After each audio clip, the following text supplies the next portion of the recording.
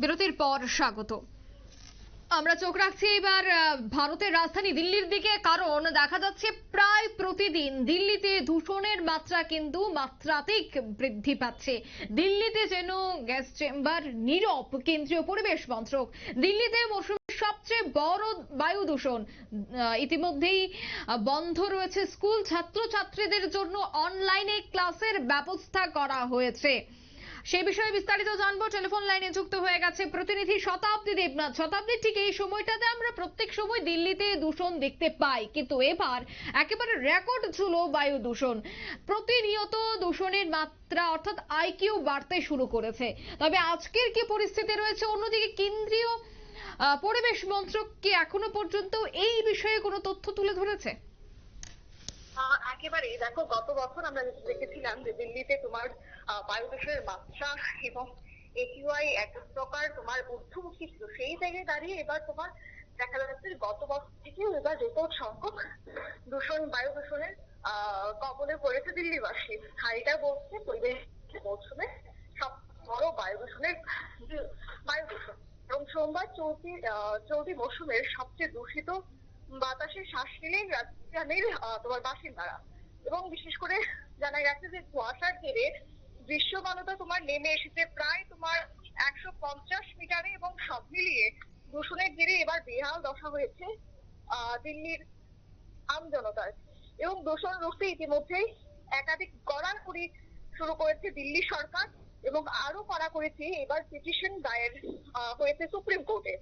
এবং সোমবার সেই আবেদন শুনবে শীর্ষ আদালত, এমনটা আমি খবর পাচ্ছি। এবং অন্যদিকে দেখো, রবিবার সন্ধে তোমার 7টা নাগাদ দিল্লির বায়ু দূষণের মাত্রা ছিল 457 একিউআই, কিন্তু সোমবার সেই মাত্রা তোমার অনেকখানি ছাপিয়ে যায় দিল্লির দূষিত বাতাস।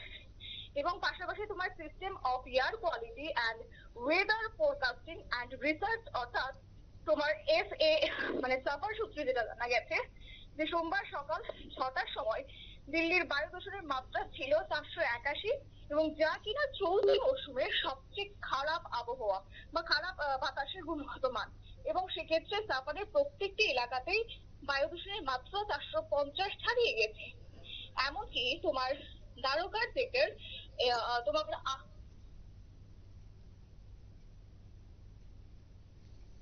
রয়েছে।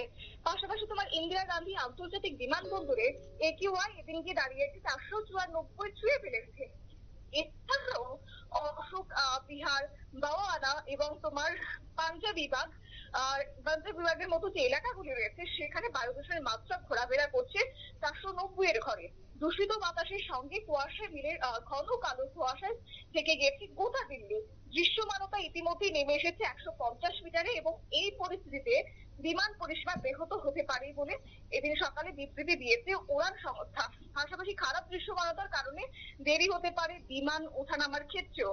কার্যত তোমার গোটা গ্যাস চেম্বারে পরিণত হওয়া দিল্লিতে অনির্দিষ্ট কাজের জন্য প্রথম শ্রেণী থেকে নবম শ্রেণী পর্যন্ত সমস্ত পড়ুয়াদের জন্য ইতিমধ্যে